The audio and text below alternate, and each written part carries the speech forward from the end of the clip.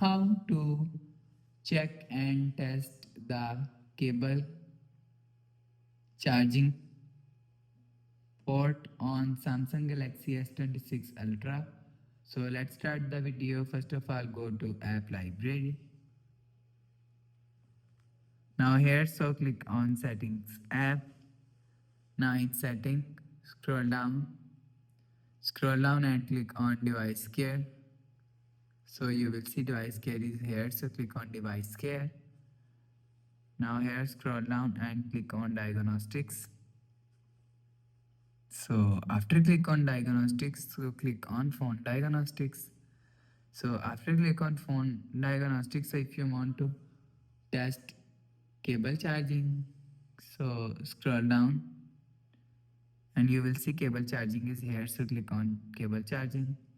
And few after 10 seconds insert cable in phone.